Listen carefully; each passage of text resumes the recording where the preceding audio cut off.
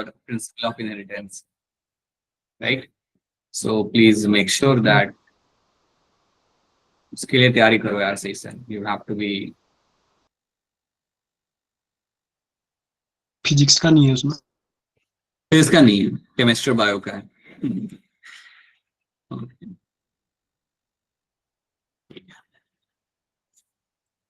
This is your chapter and चलिए कहानी start करते हैं. So basically what will be happening here is कि हम पहले बात करते हैं कि ये चैप्टर में से आपके कितने क्वेश्चन आपके आ जाते हैं. हाँ जी गिरिजा, गुड इवनिंग. तो इस चैप्टर में से आपके यहाँ पे लाइक 2019, 20, 21, 22, 23 के आप यहाँ पे देख पा रहे हो कि लगभग चार क्वेश्चन 19, 20 में आए थे और फिर 21 के अंदर 3 क्वेश्चन आपके यहाँ पे आ चुके हैं, 22 में 2 एंड 22 में 1. Now you will be thinking कि 24 में 0 होंगे. No, that's not how it is going to be. But yes, यहाँ से आपके काफी अच्छे क्वेश्चन आ रहे थे. ऑन एन एवरेज मैं कहूंगा आपको यहाँ से 3 क्वेश्चन तो हमने यहाँ पे बनते हुए देख लिए. On an average we have seen that 3 questions come from this particular part. इतने पार्ट में से आपके 3 क्वेश्चंस आपके यहाँ पे आते हैं. This is what you will be finding here. ठीक है, so that is something you have to know. अब हमारा ऑब्जेक्टिव यहाँ पे क्या रहेगा, तो ये सारे आपके टॉपिक्स हैं. आज का हमारा जो ऑब्जेक्टिव स्पेसिफिक रहेगा वो जानना कि ओरिजिन ऑफ लाइफ कैसे हुआ था. ये चीज को जानना हमारा आज का ऑब्जेक्टिव कि आपकी लाइफ अर्थ पे आई कैसी थी. So that is something we will try to know, that is something we try to understand. ये देखो, ये सारे हमारे यहाँ पे प्रिमिटिव ह्यूमन बीइंग्स हैं. These are my primitive humans. You can see they are living in the cages, not caves के अंदर वो यहाँ पे रह रहे हैं. And you can see this is something we'll also see. Human evolution जब हम पढ़ेंगे तब आपको ये इनके बारे में थोड़ा बहुत पता चलेगा. ठीक है. Then ये देखो तुम लोग white t-shirt वाले, right? So how humans have evolved in last like 2000 years, right? And now you can see how they have become. That's a revolution. जिसको हम सीखेंगे आराम से. ये कुछ आपके एग्जाम्पल हैं. आपने मैमथ देखा होगा. मैमथ आपने पिक्चर में देखा होगा, किसी पिक्चर में. जैसे एक पिक्चर आई थी बीच में, आइस एज नाम की पिक्चर आई थी, शायद आपने बचपन में देखी होगी. सो उसके अंदर ये मैमथ होता है ना, मैमथ, वूली मैमथ, तो ही है. इस वूली मैमथ में से ही आपका यहाँ पे एलिफेंट बना है. सो बेसिकली यहाँ पे आपको बताने की कोशिश ये जा रही है कि आपके कैसे आपके लाइक जो एनिमल्स अभी आपको मिल रहे हैं उनके कुछ कॉमन एंसेस्टर्स थे. So they have evolved from the previous animals. उनमें से इवॉल्व कर करके आपको अभी के एनिमल्स आपको देखने के लिए आपके यहाँ पे मिल जाए. सो ये बड़ी इंटरेस्टिंग चीज है जो आप आगे जाके सीखोगे, दैट कैसे आपके लाइक पुराने एनिमल्स में से ही इवोल्यूशन हुआ and now you have some recent animal जो आपको देखने के लिए मिल रहे हैं. चाहे वो आपका टर्टल हो, चाहे वो आपका क्रोकोडाइल हो, चाहे वो आपके स्नेक्स हो, they all have some ancestors, right? So you can see कैसे इनके एंसेस्टर्स यहाँ पे थे. And now apparently you have the elephants जो आपको मिलते हैं देखने के लिए. इंडिया में भी आपको मिलते हैं, अफ्रीका में भी आपको मिलते हैं. You can see that. Alright. तो पहले हम यहाँ पे स्टार्ट करेंगे हमारी बात है with the big bang theory कि क्या है मेरे यहाँ पे बिग बैंग थ्योरी और यहाँ पे क्या हुआ था. सो बिग बैंग थ्योरी एक आपका कॉस्मिक एक्सप्लोजन था जो आज से 20 मिलियन ईयर्स अगो यहाँ पे हुआ था. ध्यान रखना, एक कॉस्मिक एक्सप्लोजन हुआ था और ये एक्सप्लोजन होने के बाद आपका यूनिवर्स बना था. ध्यान रखना, बिग बैंग थ्योरी के अंदर आपको याद रखना है, it happened 20 billion years ago और इस कॉस्मिक एक्सप्लोजन के बाद आपका यूनिवर्स बना था. So this is one thing you have to understand in this. So that lead to the origin of universe.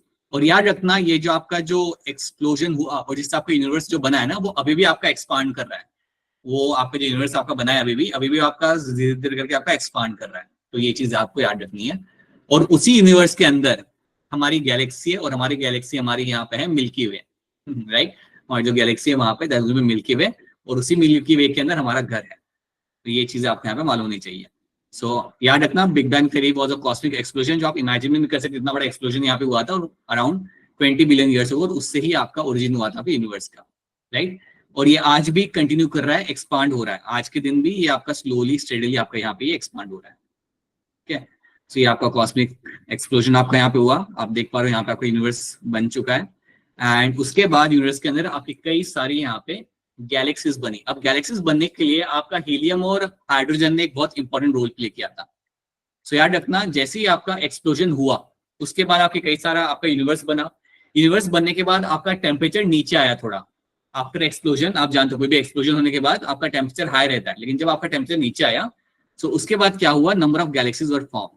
You have hydrogen and helium और hydrogen helium की मदद से because they were pulled by the gravity that lead to condensation और इससे क्या हुआ, आपकी कई सारी गैलेक्सीज बनी.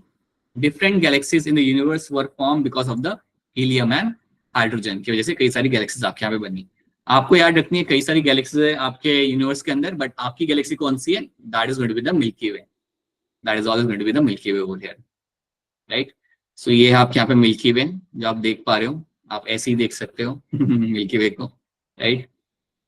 Then so you can see the Milky Way, and the Milky Way will have your number of planets. So आप जानते हो you have your number of planets you have in the Milky Way. क्या Pluto हमारा planet में count किया जाता है, नहीं किया जाता? No sir. No sir. No sir. No sir. क्यों हटा दिया उसको? बिकॉज क्या? क्योंकि वो क्या था? क्योंकि वो बहुत छोटा था, as a planet it was way too small. So ने रियलाइज ये प्लैनेट नहीं, ये तो it just too small for, बिल्कुल से गिर जा, बहुत स्मॉल था वो, उसको वहां से हटा दिया, right. So these are the planets you have right now in the Milky Way में। आपकी गैलेक्सी के अंदर आपके इतने यहाँ पे आपके प्लैनेट्स हैं, वहां पे हमारा घर भी दिख रहा है अर्थ, राइट। हम लोग ऐसे अच्छा है ना एड्रेस में नहीं लिखते, right, Palampur Himachal / India / earth / milky way, something you find happening. तो इतनी बात पहले आप यहाँ पे याद रखना कि ये चीज आपकी हुई थी आज से 20 billion years ago, and that is how your milky way was actually form, जहां पे हमारा यहाँ पे अर्थ भी है, राइट। अब याद रखना जब आपका अर्थ बना था ना, तो अर्थ के ऊपर कोई एटमॉस्फेयर नहीं था, मतलब बेसिकली अर्थ के अंदर आप इतना याद रखना कि जब आपका इनिशियल अर्थ बना था तो एक तो आपका टेम्परेचर काफी हाई था, टेम्परेचर हाई के साथ साथ यू शुड नो कि यहाँ पे आपका ऑक्सीजन यहाँ पे नहीं था, so there was no oxygen in the something happened, or like, so what will be happening here now, that you will find कि आपका जो अर्थ था आपका यहाँ पे, the earth which you are having right now over here, it had no oxygen, so it was having no oxygen, so कोई oxygen यहाँ पे आपका प्रेजेंट नहीं था, so it was having no atmosphere, no oxygen। तो आपके अर्थ के अंदर कुछ गैसेस आई थी, लेकिन वो आई थी आपकी गैसेस कहाँ से? तो कुछ गैसेस आपको अर्थ के एटमॉस्फेयर में आपको मिल रही थी, बट वो गैसेस आई थी कहाँ से? So let's try to see that. कुछ गैसेस आपकी आई थी मोल्टन मासेस में से। तो आपके अर्थ के ऊपर कई सारे आपके लाइक वॉल्केनोस थे, आपके कई सारे आपके लाइक बड़े बड़े क्रेटर्स थे, राइट। तो उनमें से आपकी कुछ गैसेस रिलीज की जा रही थी। So we have a molten mass आपका जो था यहाँ से, वहां से आपके like ammonia, your methane and your CO2 was getting released over there.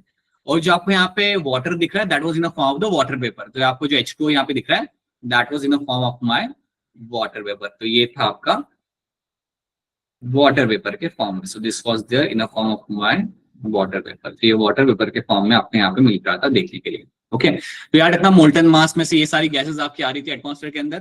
तो एक चीज आप दिमाग में बिठा लो कि आपका जो प्रिमिटिव अर्थ था, प्रिमिटिव अर्थ के अंदर आपका ऑक्सीजन नहीं था, प्रिमिटिव अर्थ के अंदर आपका ऑक्सीजन, फ्री ऑक्सीजन आपको देखने के लिए नहीं मिलता था। अगर फ्री ऑक्सीजन कभी अगर मिल भी जाता था ना, तो उसके साथ H2 आके बाइंड करके आपका वाटर वेपर बना देता था। तो ये बात याद रखना कि आपका फ्री ऑक्सीजन नहीं था आपके प्रिमिटिव अर्थ के अंदर। तो these were the conditions of my primitive earth. हाँ जी अलजिया बताइए, समथिंग हैपेंड क्या अलजिया?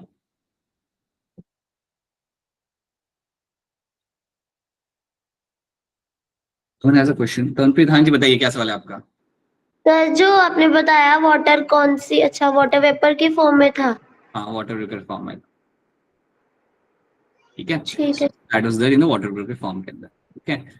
अब अगर कभी यूवी रेज अगर वाटर को ब्रेक करती थी तो आपको H2NO2 मिलता था, लेकिन याद रखना ये जो आपको O2 मिलता था ना, ये तुरंत जाके वापस से H2 के साथ कंबाइन करके it used to form the water molecule. So again that used to combine with the H2 molecule again, and that used to again give you the water molecule. तो याद रखना H2 जो यहाँ पे आपका था ना वो काफी रिएक्टिव था। सो H2 द मॉलिक्यूल जो आपका एटमॉस्फेयर के अंदर आपको मिल रहा था यहाँ पे, वो काफी रिएक्टिव था, वो ऑक्सीजन के साथ बाइंड करके वाटर वेपर बना लेता था फटाफट। तो ये बात भी आपको यहाँ पे याद रखनी है। उसके साथ साथ जो आपके फ्री ऑक्सीजन मॉलिक्यूल्स थे, ये मीथेन और अमोनिया के साथ भी कंबाइन करके वाटर वेपर बनाते थे। They were also combining with methane and ammonia to make the water vapour. तो याद रखना आपके प्रिमिटिव अर्थ के अंदर यू आर फाइंडिंग कि आपके यहाँ पे वाटर वेपर थे एटमॉस्फेयर के अंदर। आपके प्रिमिटिव अर्थ के अंदर यू आर फाइंडिंग कि आपका वहाँ पे अमोनिया था, मीथेन था, CO2 था।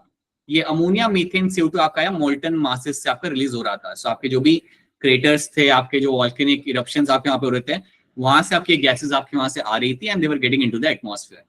सो इतनी बात आपको यहाँ पे याद रखनी है। और ये बात याद रखना कि कोई ऑक्सीजन का प्रेजेंस आपको नहीं मिल रहा था आपके अर्थ के एटमॉस्फेयर के अंदर, right. This is something you have to first of all know. अब UV rays from the sun broke up the water into hydrogen and oxygen and the lighter H2 escaped. Okay.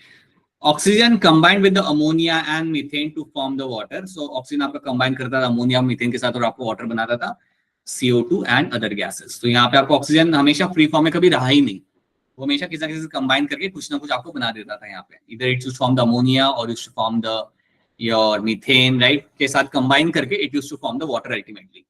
So water vapor तो atmosphere के अंदर आपका हमेशा से था, CO2 आपका हमेशा से था. The ozone layer was formed. Ozone layer आपकी बनी थी, लेकिन आप एक बात याद रखना, ओजोन लेयर काफी देर से बनी थी. अभी के लिए याद रख लो कि अभी तो एनसीईआरटी में लिखा हुआ है, इससे हम इसे याद रख रहे हैं कि ओजोन लेयर आपके यहाँ पे बनी थी, बट ओजोन लेयर याद रखना ये बनी काफी लेट थी, एकदम से नहीं बनी थी. It was form much later, right. So ozone layer मतलब आपकी O3 की लेयर. सो O3 की जो लेयर आपकी यहाँ पे थी, that was form, but it was form quite late. ये काफी लेट आपके एटमॉस्फेयर के अंदर आपको बनते हुए आपको यहाँ पे मिलेगी. ओके.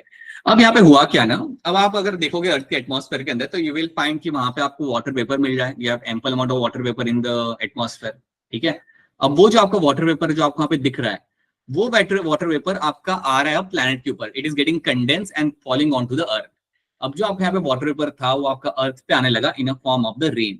ये आपका नीचे आया, जैसे ही आपका टेम्परेचर थोड़ा नीचे गया आपके प्लैनेट का, तो ये जो वाटर वेपर था it came down in a form of the rain, और उसके वजह से आपके ओशंस बने, and that lead to the formation of the oceans. तो ये बात याद रखना कि वाटर वेपर जो भी आपका था एटमॉस्फेयर में, वो आया वापस से अर्थ के ऊपर in a form of the rain, और उसके वजह से ही आपके यहाँ पे ओशंस बनाए गए. Because of that only the oceans were form. तो ये एक बात आपको यहाँ पे याद रखनी. That is also one thing you have to know, right. So water vapour यहाँ पे कूल हुआ, रेन हुआ, and that lead to a, जितने भी आपके अर्थ के ऊपर डिप्रेशन थे वहां पे आपका ओशन बन गया. सो ये एक बात आपको यहाँ पे याद रखनी. सो this is what you find happening. तो ये एक और चीज आपके यहाँ पे हो गई. उसके लगभग 500 मिलियन ईयर्स के बाद, मतलब 4 बिलियन ईयर्स के बाद आपका लाइफ आया. सो याद रखना, लाइफ अपीयर्ड 500 मिलियन और 4 billion years after the formation of the earth. So इतने टाइम के बाद आपकी फर्स्ट लाइफ आपकी अपीयर हुई थी अर्थ के ऊपर. लाइफ कैसे आई थी वो भी हम सीखेंगे कि आपकी लाइफ आई कैसे थी. याद रखना, after this much amount of time the first life came on the planet earth. तो इतनी कहानी पहले आपको याद रखनी है. These are the stories. First of all you have to know कि आपका गैलेक्सी कैसे बना, आपका मिल्की वे कैसे आपका यहाँ पे बना, एंड उसके बाद आपका कैसे इनिशियल कंडीशंस थी, और इनिशियल कंडीशन के अंदर आपका ओशन कैसे बना.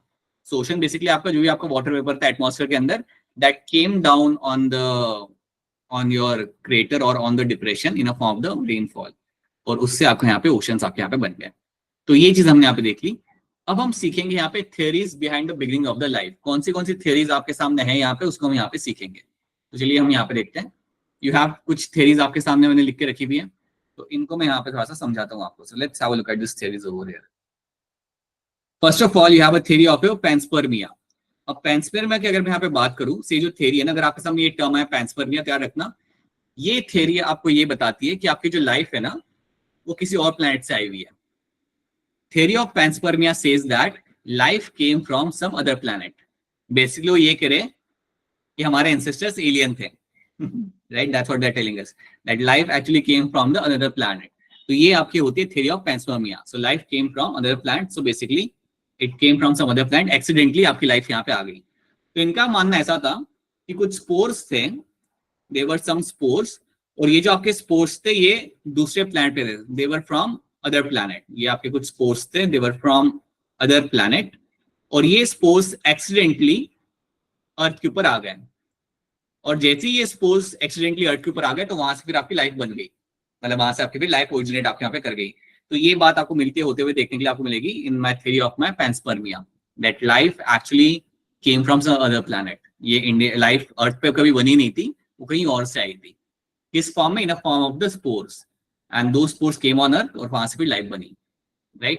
तो इसको हम यहाँ पे देखते हैं पहले. तो let's try to see this thing. अच्छा ये बताओ तो इसका आंसर क्या होगा अनम्यूट करके. The big bang theory explains what? Big bang theory आपको क्या बना universe. Origin of the universe. Option C, origin of universe. ये बिल्कुल आपका यूनिवर्स जो आपको बना था आपका बिग बैंग थ्योरी के बाद ही आपके यहाँ पे बना था, राइट. अब देखो यहाँ पे थ्योरी ऑफ पैंसपर्मिया यहाँ पे आपको क्या कह रहा है. This theory was put forward by a scientist Richer. एक रिचर्ड नाम के यहाँ पे साइंटिस्ट जिन्होंने ये थ्योरी आगे रखी थी. As per this concept, life is distributed all over the cosmos. मतलब आपकी जो लाइफ होती है वो पूरे आपके यूनिवर्स में डिस्ट्रीब्यूटेड है. किस फॉर्म में? In a form of the resistant spores, in a form of the resistant spores.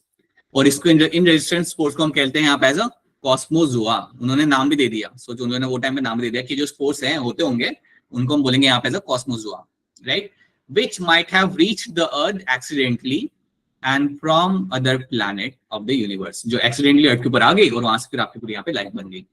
तो ये थ्योरी थी आपके यहाँ पे, थ्योरी ऑफ पेंसपर्मिया। तो क्या आप इस थ्योरी को एक्सेप्ट करोगे?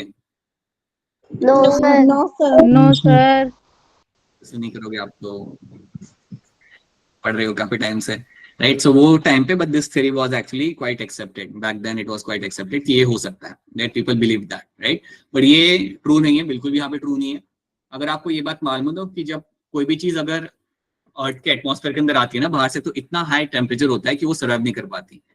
सो इवन जब एक स्पेस साइंटिस्ट को वापस आना होता है ना प्लैनेट के ऊपर, तो उनको ये फ्रिक्शन से गुजरना पड़ता है। They have to be go through this kind of friction where they are like they have to survive that friction, because इतना टेम्परेचर वहां पे आ जाता है that sometime many accident happen when they are coming back into the earth atmosphere. So इतने high temperature के ऊपर कोई life कभी सर्वाइव कर नहीं सकती, so that's not possible. So ये बात है आपकी थ्योरी ऑफ पेंसपर्मिया की। Then you have, अगर हम पीछे आते हैं यहाँ पे, तो दूसरी थ्योरी हमारे यहाँ पे थ्योरी ऑफ स्पॉन्टेनियस जनरेशन, एक है मेरे यहाँ पे थ्योरी ऑफ स्पॉन्टेनियस जनरेशन। ये थ्योरी क्या कहती है? ये थ्योरी कहती है कि नॉन लिविंग थिंग्स में से लिविंग थिंग्स आती है। This theory says that from the non living things, from the non living things emerge, living things emerge. तो इन्होंने, इनका ऐसा मानना था कि अगर कोई चीज नॉन लिविंग हो या कोई अगर चीज हो, जैसे हम ले लिया मड, ले लिया, मड में से आपका फ्रॉग बन के आ जाएगा। या अगर कोई मीट है जो रॉट हो रहा है, अगर कोई मीट वहां पे रॉट हो रहा है, तो उस मीट में से आपके फ्लाइज बन के आ जाएंगे। अगर एक रूम है जिसके अंदर मैंने गेहूं रखे हुए, तो उन गेहूं के अंदर से मुझे रैट बन के निकल के आ जाएंगे। That was a kind of spontaneous generation वाली थ्योरी। सो स्पॉन्टेनियस जनरेशन वाली जो थ्योरी आपको कहती है, वो ये कहती है कि नॉन लिविंग थिंग्स में से आपके लिविंग बींग्स आपके बन के निकल के आते हैं। अगेन ये थ्योरी काफी एक्सेप्टेबल नहीं है किसी भी तरीके से, इसको भी हम यहाँ पे देख लेते हैं। Let's try to see this theory again over here. अच्छा, उसके पहले एक और थ्योरी हमारी यहाँ पे आती है, थ्योरी ऑफ स्पेशल क्रिएशन। अब थ्योरी ऑफ स्पेशल क्रिएशन आपको ये कहते हैं कि अर्थ पे लाइफ जो आई थी, that all came because of the almighty. This all happened all because of my almighty. So basically God created life, right. और जो भी आपको प्लैनेट पे देखने के लिए मिल रहा है वो एज इट इज पहले से ही था। जो भी आपको प्लैनेट पे क्रोकोडाइल, पेंगुइन, ईमू, जो भी आपको देखने के लिए मिल रहा है वो आपका पहले से ही गॉड ने बना के आपको दिया था। So that is my theory of special creation. So एक स्पेनिश प्रिस्ट थे हमारे यहाँ पे, इनका नाम था Father Suarez, who was the greatest supporter of this theory. उनका ये काफी वो स्ट्रांगली बिलीव करते थे कि प्लैनेट पे कोई इवोल्यूशन कुछ नहीं हुआ है, सब कुछ पहले से ही था। And as per one of their understanding, they have said that God made the earth and all the animals and plants and human being in 6 days. तो अगेन ये जो आपकी थ्योरी है, थ्योरी ऑफ स्पेशल क्रिएशन, आप समझ सकते हो यहाँ पे कोई साइंटिफिक बैकग्राउंड नहीं है। This theory does not have any kind of scientific background. तो ये चीज भी आपको यहाँ पे याद रखनी है। This is something which is not acceptable. All living organisms that we see today were created as such. जितने भी हमें लिविंग ऑर्गेनिज्म हमें यहाँ पे दिख रहे हैं वो पहले से ही बने हमें यहाँ पे मिल गए थे। So this was my theory of special creation. क्या ये थ्योरी आप सबको यहाँ पे समझ आ रही है? Yes sir. Yes sir. ये थ्योरी अगर समझ ना आए तो पूछ लेना, बड़ी आसान थ्योरी है यहाँ पे, right. Then we have theory of spontaneous generation. अब मैं spontaneous generation को यहाँ पे आपको थोड़ा सा बताना चाहूंगा। जब हम बात करते हैं theory of spontaneous generation, तो मैं आपको यहाँ पे एग्जाम्पल देता हूँ। For example, you have a rotten meat. You have a rotten meat. तो rotten meat अगर एक मीट है या कोई फ्लैश है जो रॉट कर रहा है, तो आप थोड़े दिनों के बाद आप वहां पे आके देखोगे तो यू विल फाइंड कि वहां पे आपको फ्लाइज मिलेगी। यू विल फाइंड कि आपको वहां पे फ्लाइज आपको मिल सकती है, या फ्लाइज के जो लार्वा होते हैं ना वहां पे, जिन्हें हम कहते हैं मैगेट्स, मैगेट्स आपको वहां पे मिल जाएंगे। तो लोगों ने क्या बोला कि अरे जहाँ पे रॉटन मीट था वहां पे फ्लाइज आ गई, तो फ्लाइज कहाँ से आई? रॉटन मीट में से आई। बट आप लोग जानते हो ऐसा थोड़ी होता है। आपका कोई अगर कोई चीज सड़ रही है तो उसमें से कोई चीज बन के नहीं निकलती। अगर आपको मैं कहता हूँ कि केले आप रख दो एक जार के अंदर, और केले को अगर आप जाके देखते हो 15 दिन के बाद जाके देखते हो उस जार के अंदर, तो वहां पे आपको ड्रोसोफिला मिलेगा। तो आप ये नहीं बोलते कि केले में से ड्रोसोफिला निकला। एक्चुअली में हुआ क्या है, ड्रोसोफिला ने आके वहां पे अंडे लेके और फिर वहां से ड्रोसोफिला बन के बाहर निकला। तो सेम चीज यहाँ पे भी हो रही थी, लेकिन लोग वहां पे समझ नहीं पा रहे थे। सिमिलरली दे वर सेइंग कि जहाँ पे आपका like where you have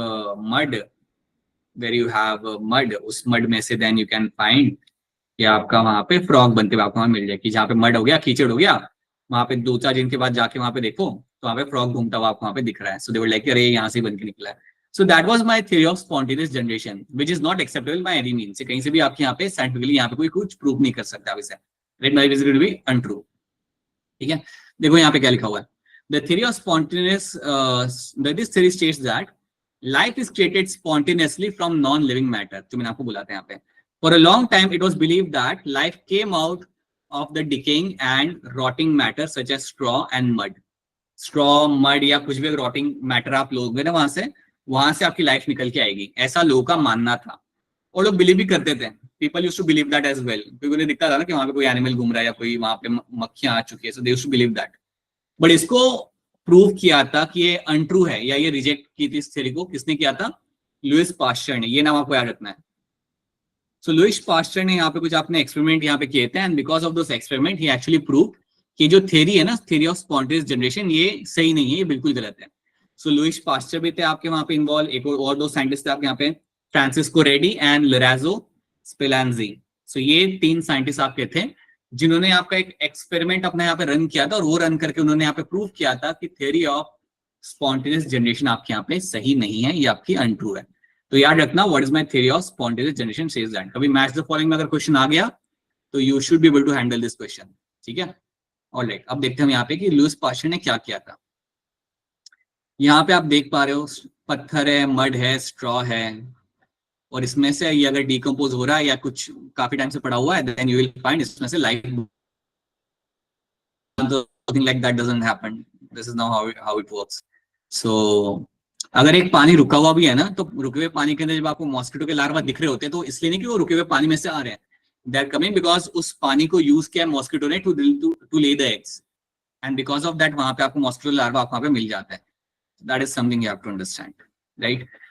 So now you have biogenesis. Biogenesis का मतलब यहाँ पे ये होता है कि life comes from life. Life is always going to originate from the life. उसको हम कहते हैं यहाँ पे biogenesis. That is called as biogenesis. So life will always emerge from the life. Right, rat से ही रैट आएगा या आपके फ्रॉग से ही एक नया फ्रॉग बनेगा. It is not coming from the non living matter. Okay, तो चलिए अब एक काम करते हैं. ये देखो यहाँ पे क्या लिखा हुआ है, life originates from the pre existing life. That is my biogenesis. उसको हम बोलते हैं यहाँ पे as a biogenesis. That is called as my, इसको हम बोलेंगे यहाँ पे ऐसा बायोजेनेसिस. लुइस पास्चर को आप यहाँ पे देख लो, इनके काम को भी हम यहाँ पे समझते हैं. ये थे वो पर्सन जिन्होंने डिस्कार्ड किया था थ्योरी ऑफ स्पॉन्टेनियस जनरेशन को. इन्होंने प्रूव किया था कि ऐसा कुछ नहीं होता, जो लोग सोच रहे ना वैसा कुछ नहीं होता. अब मैं आपको समझाता हूँ, not with this, I will tell you one experiment जो इन्होंने एक्चुअली में किया था. Let me show you this. अब इस थ्योरी को या इस एक्सपेरिमेंट को आप यहाँ पे ध्यान से देखो. देखो यहाँ पे हो क्या रहा है. इस एक्सपेरिमेंट को हम यहाँ पे बोलते हैं as a swan neck flask experiment. Swan neck flask experiment, ये याद रखना. अब इसके अंदर आप देख पा रहे हो कि यहाँ पे जो आपका जो फ्लास्क है उसका नेक कैसा है, स्वान जैसा है. स्वान मालूम है ना क्या होता है? स्वान जिसे हिंदी में हंस कहते हैं हम लोग. हंस को Yes, sir. ऐसे उसकी नेक कैसी होती है, एस शेप की होती है ना उसकी नेक.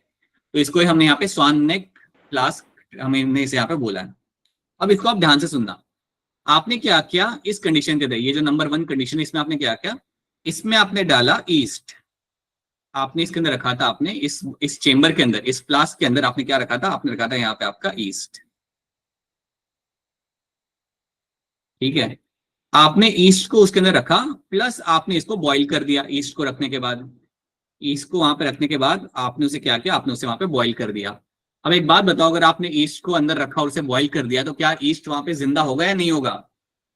No sir. No, sir. No. नहीं होगा, मर जाएगा. इतना गर्म उसके अंदर आप उसे बॉईल करोगे ईस्ट को तो obviously it will die. It is a fungus है ना, so it will die. So it is going to be death. So it is going to be like, इसके यहाँ पे डेथ हो जाएगी. राइट, तो ये जो मेरा फ्लास्क है ना, इसे मैं कहता हूं pre sterilise flask. Right, is my pre sterilised flask. मतलब इस फ्लास्क के अंदर जो मैंने यहाँ पे जो लिविंग बींग्स थे उनको मार डाला, सो हम कहते हैं स्टेरिलाइज करना. सो it is my pre sterilise flask के अंदर मैंने अपने यहाँ पे ईस्ट को यहाँ पे रखा हुआ है. ओके, अब मैं यहाँ पे क्या करता हूँ, मैं वेट करता हूँ और मैं 4-5 दिन तक वेट करता हूँ और 4-5 दिन के बाद भी मुझे इसके अंदर कोई नया ईस्ट ग्रो करते हुए यहाँ पे नहीं मिलता। I am not finding any kind of growth in this. Screen show नहीं। अच्छा एक बात बताओ सब लोग, क्या मेरी स्क्रीन दिख रही है या नहीं दिख रही है आप लोगों को? Yes sir. Yes, दिख रही है sir. सर। Yes, sir. कोमल, काजल एक बार ट्राई Yes, करना, sir. जस्ट लॉग इन करके लॉग आउट करो बेटा, एक बार ट्राई करो, बिकॉज बाकी सबको दिख रही है ना, तो सबको नहीं दिख रही होती ना, एक बार ट्राई करो। सो आप यहाँ पे क्या कर रहे हो, आपने यहाँ पे उसे गर्म किया, यहाँ पे उसकी डेथ हो गई। अब आप क्या ऑब्जर्व करो कि यहाँ पे कोई आपको नया ईस्ट ग्रो करते हुए आपको यहाँ पे नहीं मिल रहा।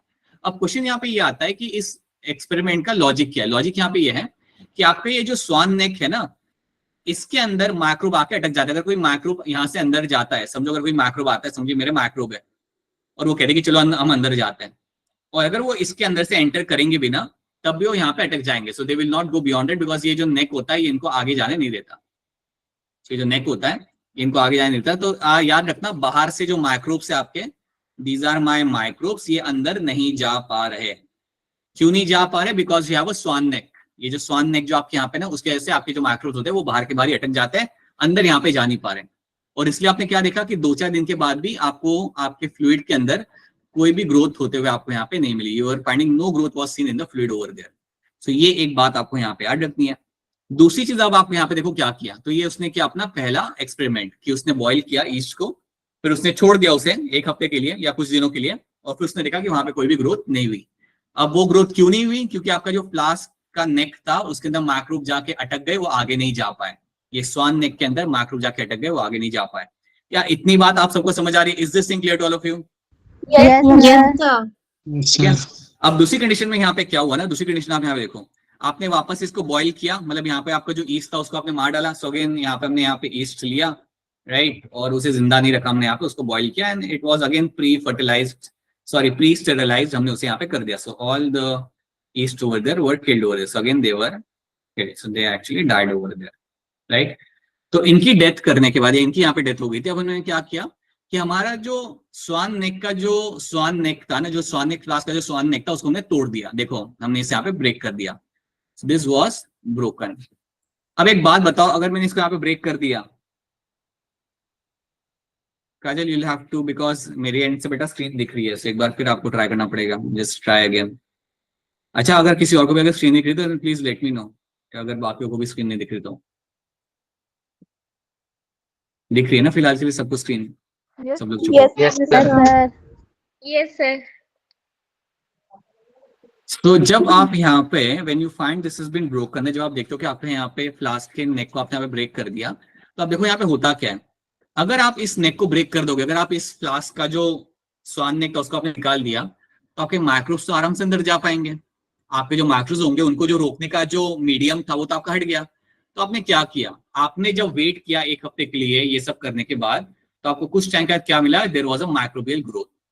आपको यहाँ पे माइक्रोबियल ग्रोथ आपको दिख गई, और क्योंकि आपको यहाँ पे माइक्रोबियल ग्रोथ आपको यहाँ पे दिख गई, तो आप कह सकते हो कि माइक्रोब्स मेरे बाहर से यहाँ पे एंटर कर चुके हैं। So my microbes from the outside has enter inside, और क्योंकि मेरे माइक्रोब्स बाहर से अंदर आए हैं, तो इससे मुझे प्रूफ होता है कि अंदर कुछ नहीं बन रहा, वो तो बाहर से जब कोई आया था तब अंदर मेरे माइक्रोबियल ग्रोथ हुआ था। सो ये करके स्वान नेक फ्लास्क एक्सपेरिमेंट करके आपके लुईस पास्चर ने प्रूफ किया कि आपकी जो लाइफ होती है ना, वो आपके नॉन लिविंग थिंग्स में से नहीं आती, it will always come from the living things. और यहाँ पे जब आपने माइक्रोब्स को बाहर से अंदर आने दिया, उसके बाद अंदर आपको ग्रोथ मिला। सो माइक्रोब्स जब आपके बाहर से अंदर आए, उसके बाद there was a microbial growth over here which was seen. So ये करा था आपका लुईस पास्चर ने यहाँ पे experiment, and because of that he actually prove कि ही एक्चुअली डिस्कार्डेड, इन्होंने यहाँ पे डिस्कार्ड किया अपना थ्योरी ऑफ स्पॉन्टेनियस जनरेशन। क्या ये बात आप सबको यहाँ पे समझ आ रही है? Is this thing clear to all of you? Yes, sir. Yes, sir. Yes, sir. अब Yes, एनसाइड के अंदर, हाँ जी, अब एनसाइड के अंदर ये स्वान नेक वाली कहानी नहीं बताई हुई, लेकिन आपको ये याद रखनी है कि स्वान नेक वाला एक्सपेरिमेंट आपका लुईस पास्चर ने किया था। ये आपका नीट में आ सकता है, so that is something you have to know. इसलिए मैं आपको ये पिक्चर देके बता रहा हूँ, बिकॉज एनसाइड में ये टर्म यूज नहीं किया गया, but you have to know this, right. तो ये हो गई हमारी यहाँ पे theories, right. And then you have a theory of biogenesis. मैंने आपको पहले बोला था, जब भी ये टर्म आए बायोजेनेसिस, तो इसका मतलब होगा कि life come from the pre existing life. Life हमेशा आपकी आती है प्री एग्जिस्टिंग लाइफ में से। This theory explains that the existing living organism originated from the pre-existing living being. It came from the pre-existing living being and not from the non-living entities, and not from the non-living entities over here. right? To prove the biogenesis and to disapprove the abiogenesis, the following experiment was performed. जो अभी हमने देखा ना स्वान वाला, वही experiment prove करके आपने ये भी बताया था कि life always come from the pre existing life, वो आपके अपने आप से वहां पे नहीं आती। तो ये चीज आपको यहाँ पे एडिट में, that's why theory of biogenesis, right? तो इतनी थ्योरीज हमने यहाँ पे देख ली, बट स्टिल अभी तक एक सही थ्योरी हमारे सामने आई नहीं थी जो बता सके कि लाइफ अर्थ पे आया कैसे। Still we didn't had a right kind of theory which how the life came on earth, right? That was not still true, वो अभी तक हमें पता नहीं था। तो ये हमने यहाँ पे देख लिया। तो ये अब 4 थ्योरीज आपको यहाँ पे सबको मालूम होनी चाहिए। Now these are the few theories which should be clear to all of you. ये वाली These 4 theories should be clear to all of you. हाँ, चौथी अभी हम क्या करेंगे यहाँ पे, this is the important one. ये है मेरे यहाँ पे थ्योरी जो काफी कुछ हमें बताती है, that is my theory of chemical evolution. Okay, बाकी 3 याद रखना और एक चौथी याद रखना जिसका नाम था यहाँ पे theory of special creation. As per that the almighty gave us the life on the earth, और वो स्टार्टिंग से वैसी की वैसी थी जितनी भी लाइफ आपको प्लैनेट पे मिल रही है। ओके, मैं बाद में आप लोग से पूछूंगा थ्योरी एक्सप्लेन करने के लिए, आपको बताना पड़ेगा कि कौन सी थ्योरी कहाँ से आ रही है। This is something you should be clear with. Okay, now let's talk about the theory of chemical evolution. अब यहां से थोड़ा ध्यान देना, it's important and it will tell you number of things. अब जब हम डिस्कस करते हैं हमारे यहाँ पे theory of chemical evolution, तो ये आपको मिली थी from 2 scientists, Oparin and Haldane. So Oparin and Haldane आपके यहाँ पे 2 साइंटिस्ट थे जिन्होंने ये थ्योरी को सामने रखा था। अब इस थ्योरी को हम आराम से समझते हैं। सो थ्योरी ये कहती है कि आपके प्रिमिटिव अर्थ के अंदर कई सारे एटम्स आपके थे। सो प्रिमिटिव अर्थ के अंदर you were finding number of atoms were there, like you were having all your, like carbon भी आपका था, you were having carbon, you were having oxygen, right, you were having hydrogen. तो कई सारे आपके यहाँ पे एटम्स थे आपके प्लैनेट के ऊपर।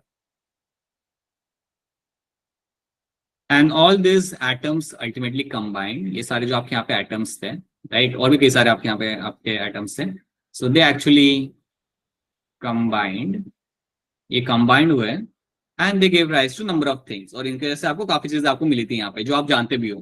There was a formation of your, इनके कॉम्बिनेशन की वजह से आपको क्या क्या मिला था, there was a formation of your methane, there was ammonia which was formed, there was CO2 जो आपका बना था आपका यहाँ पे, राइट? तो ये चीजें आपके प्लैनेट के ऊपर या आपके एटमॉस्फेयर के अंदर प्रिमिटिव अर्थ के अंदर आपको देखने को मिली थी। इसके साथ साथ you are also having your H2, you are also having something like water vapour. ये सारी चीजें आपको मिल रही थी आपके प्लैनेट पे। याद रखना, अभी हम बात करें हमारे यहाँ पे प्रिमिटिव अर्थ की बात करें हम लोग यहाँ पे। अब मुझे एक बात बताओ, क्या प्रिमिटिव अर्थ के ऊपर फ्री ऑक्सीजन था क्या? No, sir. No, sir. मेरा जो प्रिमिटिव अर्थ था मेरे यहाँ पे, प्रिमिटिव अर्थ के अंदर there was no oxygen. So primitive earth के अंदर आपको यहाँ पे there was no oxygen, so no free oxygen was seen, no free oxygen. अगर कभी फ्री ऑक्सीजन अगर बनता भी था ना, तो ऑक्सीजन जाके कंबाइन कर लेता था H2 के साथ और वाटर बन जाता था, right? So no free oxygen आपको यहाँ पे दिख रहा था। अब क्योंकि आपके प्रिमिटिव अर्थ के अंदर ऑक्सीजन फ्री मॉलिक्यूल्स आपको वहां पे नहीं थे, सो दैट इज व्हाई तब के एटमॉस्फेयर को हम बोलते थे एज अ रिड्यूसिंग एटमॉस्फेयर। तो आपका जो एटमॉस्फेयर था वो था आपका यहाँ पे रिड्यूसिंग एटमॉस्फेयर। तो ये बात आपको यहाँ पे याद रखनी कि अगर आपके सामने टर्म आ रहा है कि प्रिमिटिव अर्थ पे था आपका रिड्यूसिंग एटमॉस्फेयर, तो इसका मतलब क्या? इसका मतलब ये है कि आपका कोई भी फ्री ऑक्सीजन मॉलिक्यूल आपका अर्थ के ऊपर वहां पे नहीं था। सो दैट इज व्हाई जो आपका एटमॉस्फेयर था वहां पे आपका that was the reducing atmosphere. Try again, Kajal. Try again multiple times. Just try to. अच्छा, just reach out to once. एक बार आप काम करो बेटा काजल, एक बार आप पंकज सर को reach out करो, right? He might be help you on that. ठीक है, एक बार उनको reach out करो and then try again. It should work out. ठीक है, and then try again. So it will help. So you have a reducing atmosphere over here, जहाँ पे you have no oxygen in the atmosphere, right? अब आपको यहाँ पे याद ही रखना है कि इतनी सारी चीजें आपके एटमॉस्फेयर के अंदर थी, ये सब आपके एटमॉस्फेयर में आपको यहाँ पे दिख रहा था। तो ये प्लैनेट पे आया कैसे? याद रखना वो टाइम पे आपके व्हेन द वाटर कंडेंसेशन आपका यहाँ पे होना चालू हुआ, लाइक बेसिकली जो आपका वाटर ऊपर कंडेंस होने लगा, so it came down in a form of the rain. So because of the rainfall because of the rainfall कैसे क्या हुआ, number of salt came on to the earth, number of salt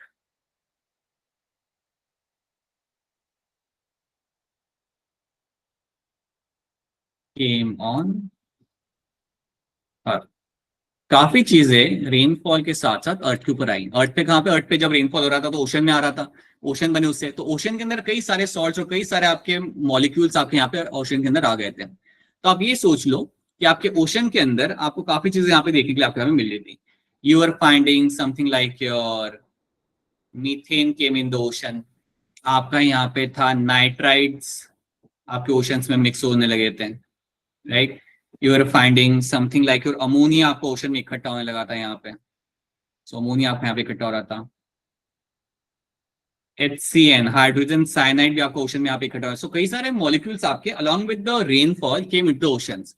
तो अब आप यहाँ पे ये सोचो कि आपका जो ओशन था उसमें ये सारी चीजें आपको यहाँ पे मिल रही थी, तो ओशन के अंदर आपको ये सारी चीजें वहां पे देखने के लिए मिल रही थी। और ये जो ओशन था जहां पे आपको ये सारे अलग अलग टाइप के मॉलिक्यूल्स आपको वहां पे मिल रहे हैं, इसको हम बोलते थे, इस ओशन को हम बोलते थे यहाँ पे एज अ प्रीबायोटिक सूप। इसको हम कहते थे यहाँ पे एज अ प्रीबायोटिक सूप, इसको हम बोलते थे यहाँ पे एज अ प्रीबायोटिक सूप। कहा जाता है कि ये जो भी आपके मॉलिक्यूल्स आपको यहाँ मिल रहे हैं, जो भी आपके यहाँ पे अमोनियम आयंस या आपके नाइट्राइड्स जो भी आपके यहाँ पे ओशन में मिल रहे हैं, जो भी आपके ओशन में यहाँ पे थे, इनके वजह से ही कुछ ना कुछ आपको बन के मिला होगा। Because of them there must have been something formed on the planet, बल्कि कहा जाता है कि इनके वजह से ही आपका पहले बायोमोलिक्यूल्स आपके बने होंगे। बायोमोलिक्यूल्स मतलब आपके proteins, sugar molecule, amino acid, इन सब के मिक्सचर से आपके बने होंगे। बिकॉज ये एक जो सूप था ये एक बहुत बढ़िया एनवायरमेंट था जहां पे कुछ भी चीजें आपकी बनाई जा सकती थी। याद रखना ये सारी बात बोली थी आपके ओपरेन एंड हाल्डेन ने। Oparin Haldane gave us the theory of chemical evolution, जो कभी खत्म नहीं हुआ है, लेकिन याद रखना ये कहानी स्टार्ट की थी आपके ओपरेन एंड हाल्डेन ने, और इनकी थ्योरी थी कि ऐसा ओशन प्रिमिटिव टाइम पे आपको मिलता होगा जिसके अंदर आपको ammonia, nitrides and number of other like molecules or a number of other chemicals were finding in the oceans, were to be seen in the oceans. अब पहले ये बताओ क्या इतनी बात आपको यहाँ पे समझ आ रही है? Is this clear to all of you? Yes sir. Yes, sir. ठीक है। अब Yes. अब आपका यहाँ पे एक सूप है जिसके अंदर आपको ये सब मिल रहा है, लेकिन ये जो आपका जो पूरा केमिकल का जो सूप बना हुआ आपका यहाँ पे ओशन का जो है ना, इसको इसके अंदर रिएक्शन करने के लिए यूनिट सम एनर्जी, राइट। अब यहाँ पे आप सुनो ध्यान से, अब यहाँ पे हुआ क्या होगा, what they believe in. If you want to carry the reaction in the prebiotic soup, so if you have a prebiotic soup, right, if you have like your methane, if you have your ammonia, if you have your nitrites,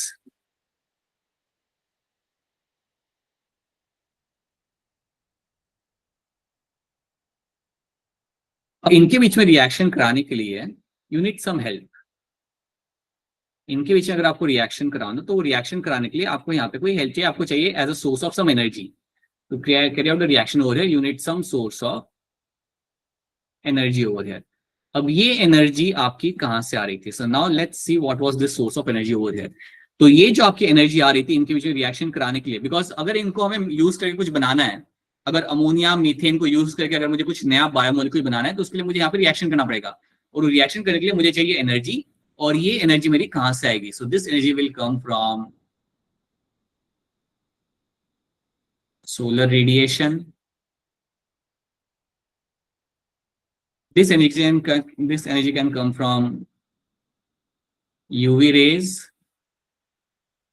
This can come from X-rays. This can also come from lightning.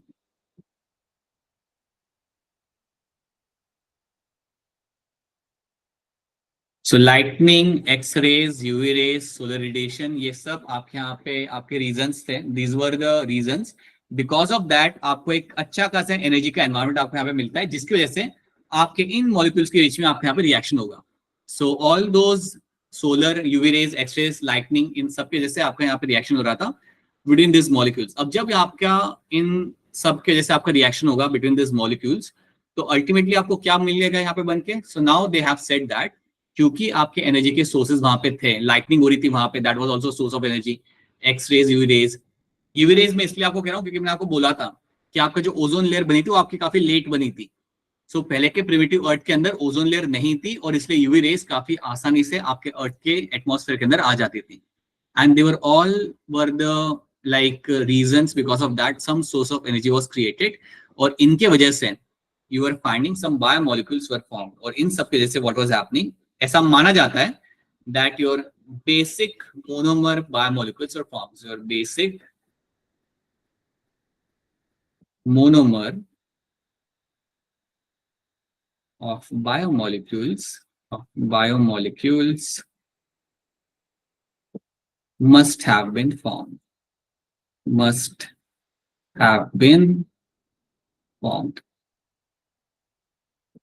That means कैसे biomolecule में यहाँ पे बात करें, we are talking about something like your amino acids, something like your simple sugar, or something like your nucleic acid. ऐसे कुछ biomolecules आपके बने होंगे, आपके सिंपल बायोमोलिक्यूल्स आपके बने होंगे उस रिड्यूसिंग एनवायरनमेंट के अंदर, उस रिड्यूसिंग एनवायरनमेंट आपके बायोमोलिक्यूल्स बने होंगे। अब ये सारी उनकी थ्योरी थी कि ऐसा हुआ होगा, और उनका ये मानना था कि अगर आपके अमाइनो एसिड बन पा रहे उस तरीके से तो शायद उनमें से फिर आपका प्रोटीन भी बनता होगा, और अगर आपका प्रोटीन बनता होगा तो प्रोटीन सब इकट्ठा होते होंगे और एक बन के एक छोटा सा सेल जैसा स्ट्रक्चर बनाते होंगे। बट ये इनका मानना था कि ऐसे बायोमोलिक्यूल्स आपके बनाए जा सकते हैं आपके रिड्यूसिंग एनवायरनमेंट के अंदर, और अगर आप ऐसे बायोमोलिक्यूल्स अगर आप बना पा रहे हो देन सेल बनाना ज्यादा मुश्किल आपके लिए यहाँ पे नहीं होगा। If you can form such kind of things in the atmosphere then उन सबको इकट्ठा करके एक सेल बनाना, एक प्रिमिटिव सेल बनाना इतना मुश्किल वहां पे नहीं रहा होगा। तो क्या इतनी बात आपको यहाँ पे समझ आ रही है? Is this thing clear to all of you? क्या इतनी चीज आप सबको Yes, sir. समझ नहीं आ रही देन प्लीज बताओ मुझे। If there is something is not clear to then just let me know that. ठीक है, तो ये चीज आपके यहाँ पे होगी। अब आप ये बात को समझो कि ओपरेन एंड हाल्डेन ने ये बात तो बोल दी कि ये सब इवेंट हुए होंगे और इसके वजह से आपके बायोमोलिक्यूल्स बन सकते हैं, right? Because of that the biomolecules can be formed, but इसको अभी तक प्रूफ नहीं किया था। इस चीज को प्रूव किया था आपके एक साइंटिस्ट ने जिनका नाम, हाँ जी बेटा बताइए क्या सवाल है आपका? समवन हैज अ क्वेश्चन, बोलिए। तो ये आपके कुछ पिक्चर्स है, जस्ट ले लूं कि आपका टेम्परेचर वहां पे काफी हाई था, रिड्यूसिंग एटमॉस्फेयर था आपका यहाँ पे, all this gases were seen in the atmosphere, right? ठीक है, now let's try to understand. अब एक चीज हम यहाँ पे समझते हैं, एंड द थिंग वाज जो हमने अभी सीखा उसको अभी हम यहाँ पे प्रूव करेंगे। So will now try to prove कि experimental verification of chemical origin of life, experimental verification of the chemical origin of life. Do clear data of GMAT and join. काजल का कंसर्न है क्या baby? Yes, sir. Kajal, clear the history, clear the your previous data. Try again, join again, try to join again, right? So there is something on your end which has to be fixed. Right? Sir last update को install कर दे तो fix हो जाएगा। Last का क्या बेटा? Last का sir last update जो सर सेटिंग्स हो जाता है, लास्ट अपडेट से अनइंस्टॉल हो जाता है ना, अच्छा, तो ओल्डर वर्जन आ जाएगा इनके पास जीमेट का, तो हाँ, ऐसे कोई ग्लिच हुआ तो फिक्स हो जाएगा। तो यार लास्ट वाला, हाँ, you do that thing, remove the last update. नहीं चाहिए हमें updated Gmail and just go back to the older one and things will become back to normal hopefully. क्या काजल यहाँ पे origin of life चल रहा है और आप अपना फोन अपडेट अनअपडेट कर रहे हो? और लेट सुनो अब यहाँ पे, सो you have this chemical origin of life. हम यहाँ पे देखते हैं, देखो अभी तक उन्होंने बोला था कि केमिकल्स या आपके बायोमोलिक्यूल्स वैसे बन सकते हैं, अगर आपके बायोमोलिक्यूल्स अगर आपके वहां पे वैसे बन पा रहे हैं, सो दैट मींस कि उनमें से आपका फिर कॉम्प्लेक्स मॉलिक्यूल भी आपके बन पा रहे होंगे और उनमें से शायद आपकी लाइफ भी बनती होगी। बट अभी हमें प्रूव करना है, we have to prove that this actually happens. तो ये प्रूव करने के लिए आपके जो साइंटिस्ट यहाँ पे सामने, that was my Stanley Miller. So you have a scientist known as your Stanley Miller, और इन्होंने आके अपना यहाँ पे एक्सपेरिमेंट अपना यहाँ पे किया, and that was called as my Miller's experiment. So he actually conducted the Miller's experiment. अब जब हम बात कर रहे हैं मिलर्स एक्सपेरिमेंट के बारे में, नाउ लेट्स अंडरस्टैंड कि इन्होंने यहाँ पे किया क्या था। इन्होंने जो सारी कंडीशंस आपको वहां पे बताई गई थी ओपरेन और हाल्डेन ने, सो ओपरेन और हाल्डेन ने जो भी आपकी कंडीशंस बोली थी वही कंडीशंस उन्होंने एक ग्लास एपरेटस में रखी। So he created a glass apparatus, उन्होंने एक बड़ा सा ग्लास एपरेटस बनाया, he created a glass apparatus, और उस ग्लास एपरेटस के अंदर उन्होंने कुछ गैसेस को वहां पे रिलीज किया, जो गैसेस ओपरेन एंड हार्टन ने बोली थी कि हुई होंगी आपके एटमॉस्फेयर के अंदर। द गैसेस वर योर, अभी गैसेस याद रखना, मीथेन, अमोनिया, H2, ना वो नहीं, वो जो पानी में नाइट्रेट आया था उसको याद मत रखो, ये 3 कारक जो उसने वहां पे यूज किया था, ठीक है, plus your water vapour, plus your, बोलो बेटा बोलो, क्या सवाल है आपका? जो हमने आप कह रहे हो ना कि सर HCN और वो सब आपने यहाँ पे यूज क्यों नहीं किया, हम यहाँ पे वो टर्म्स यूज करेंगे जो मिलर ने यूज किए थे, और जो हम यहाँ पे हमने जो टर्म्स देखे थे ये वो टर्म्स थे जो इन दोनों ने बोला गया था, इन्होंने बोला था कि ये भी वहां पे आपका यूज किया गया होगा, right. So please understand the difference. इन्होंने तो ऐसे कई सारे आपके यहाँ पे एलिमेंट्स बताए थे जो आपको ओशन में होंगे, और जो हम यहाँ पे हम जो टर्म्स यूज करें वो थे जो मिलर ने एक्चुअली में यूज किए थे। तो please understand the difference over there, ठीक है।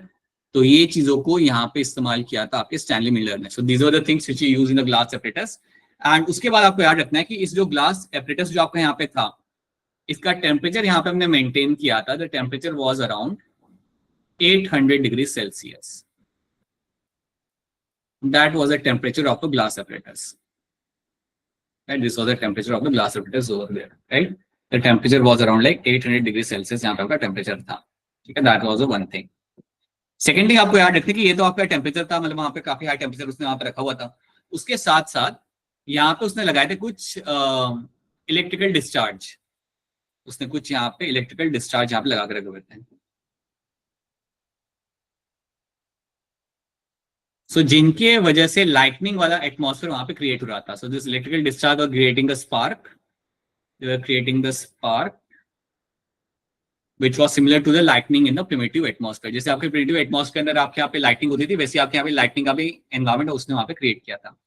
तो जैसे कि प्रिमिटिव एनवायरमेंट होगा, no oxygen and all other components over there, उसी तरीके से एक कंडीशन यहाँ पे क्रिएट की थी स्टैनली मिलर ने, और वो की थी क्रिएट आपके ग्लास चेंबर के अंदर। You can see that.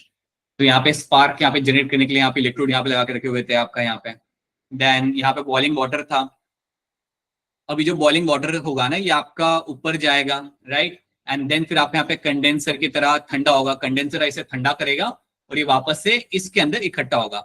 तो ये जो नीचे का जो कलेक्शन का जो ट्रैप है ना आपका यहाँ पे, जिसको लिखा हुआ है एज अ कलेक्शन ट्रैप, इसको आप समझो कि ये है आपका ओशन। इसको आप समझो कि ये आपका यहाँ पे ओशन है। Imagine that this is going to be the ocean, मतलब इमेजिन करो कि इसको वो कंसिडर कर रहा है as a ocean, right. Electrodes जो यहाँ पे लगा के रखे हुए ये आपको दे रहे हैं आपका लाइटनिंग, ठीक है। और गर्म पानी जब ऊपर जाके वापस से कंडेंसर के थ्रू आपके नीचे आ रहा है, that is the rainfall. So condenser basically वही कर रहा है जो रेनफॉल करता है। आपका पानी आपका यहाँ पे ठंडा हो रहा है and then coming back into the ocean as a rainfall, as a water droplet.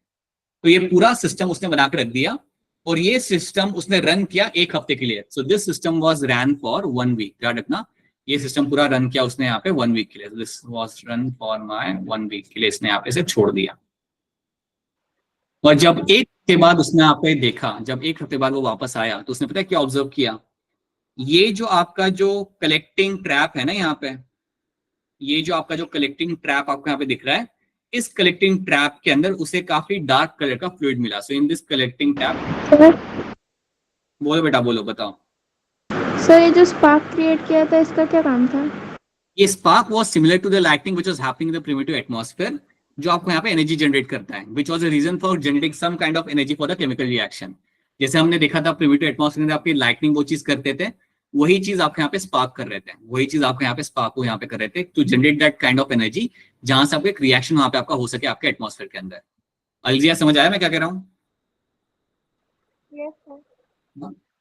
Dark colour का आपका यहाँ पे टार था, यहाँ पे आपका डार्क कलर का टार आपका यहाँ पे इकट्ठा हो गया था। सो व्हाट वाज हैपनिंग कि आपके यहाँ पे जो टार था, टार मतलब एक डार्क कलर का फ्लूइड आपके यहाँ पे इकट्ठा हो रहा था। और जो डार्क कलर का फ्लूइड आपके यहाँ पे इकट्ठा हो रहा था, जब उसने इसे एनालाइज किया, जब मिलर ने उसे ओपन करके एनालाइज किया, सो मिलर ने क्या किया, इसको देखा कि अरे ये तो इकट्ठा हो रहा है, इसको एनालाइज करते हैं। तो जब उसने इसे एनालाइज किया तो इसको इसके अंदर 3 चीजें मिली। He was able to found 3 things over here. एक था आपका यहाँ पे ग्लाइसिन, जो आपका अमाइनो एसिड होता है। Other thing was my alanine, and the third thing was my aspartic acid. ये 3 अमाइनो एसिड आपको उस टार के अंदर मिले थे। तो ये डार्क कलर का जो यहाँ पे आपका टार था, उसके अंदर आपको ये 3 अमाइनो एसिड देखने के लिए मिले थे, glycine, alanine and your aspartic acid. और जब उसे ये मोनोमर मिले, so these all 3 were my simple monomers, ये मेरे यहाँ पे सिंपल मोनोमर है। जैसे ही उसे यहाँ पे सिंपल मोनोमर मिले, वो समझ गया जो भी आपका ओपरेन हाल्डेन ने बोला था, that was a true statement. जो उन्होंने वहां पे बोला था ना कि प्रिमिटिव अर्थ पे ये हुआ होगा, वो उनकी बात बिल्कुल वहां पे सही थी। सो ये बात आप समझो कि मिलर ने यहाँ पे प्रूव किया बेसिकली कि you can actually in reducing atmosphere के अंदर आप अपने बेसिक मोनोमर आप बना सकते हो। ग्लाइसिन, एलेनिन, एस्पार्टिक एसिड जैसे मोनोमर आपके आराम से बन सकते हैं आपके प्रिमिटिव एटमॉस्फेयर के अंदर। And that is something, this proof came from the Miller's experiment. तो ये बात आपको क्लियर कट आप सबको मालूम होनी चाहिए। आपके लिए इंपॉर्टेंट यहाँ पे पता है क्या याद रखना, ये जो मैंने आपको बताया ये सब आपको यहाँ पे याद रखना है कि टेम्परेचर क्या था 800 डिग्री सेल्सियस। इलेक्ट्रिकल डिस्चार्ज आपने वहां पे रखा था, इलेक्ट्रोड उसने वहां पे रखे थे to generate the spark which was similar to the lightning जो आपके पहले के टाइम पे हुआ करती थी। ओके, 1 वीक तक उसने ये अपने एक्सपेरिमेंट को यहाँ पे रन किया, राइट। और क्या क्या उसने यहाँ पे यूज किया था, your methane, ammonia, H2 and water पर उसने यहाँ पे यूज किया था। एंड आफ्टर यूजिंग दैट 1 हफ्ते के बाद उसे अपना टार मिला, यहाँ पे डार्क कलर का टार उसे वहां पे मिला और उसके अंदर उसे ये 3 चीजें वहां पे देखने के लिए मिल गई।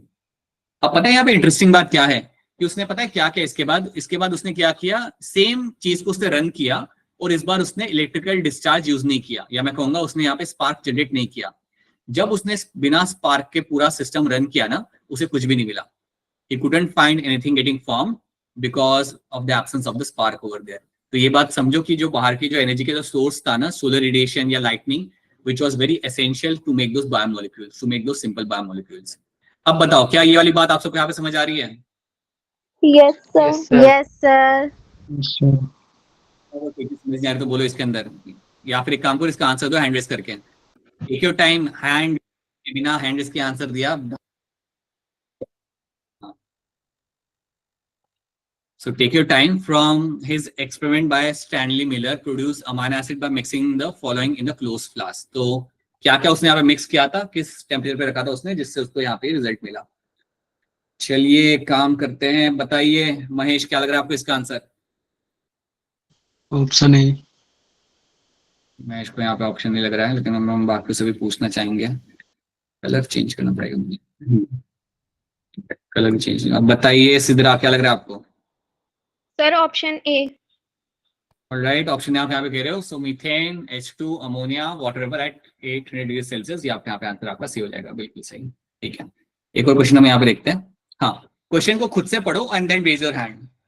कोई read the question by yourself and then raise your hand.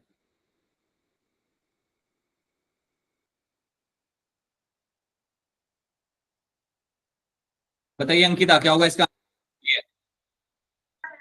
B. लिख रहे हो आप यहाँ पे। शिवा क्या लग रहा है आपको? Sir oxygen. ऑक्सीजन।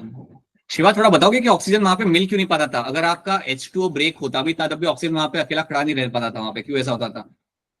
सर क्योंकि सर जो H2 मॉलिक्यूल सर वो हाईली रिएक्टिव था नेचर में, तो सर वो ऑक्सीजन अगर सिंगल एटमॉस्फेरिक में है तो उसके साथ बॉन्डिंग कर लेता था और वाटर वेपर फॉर्म कर लेता था।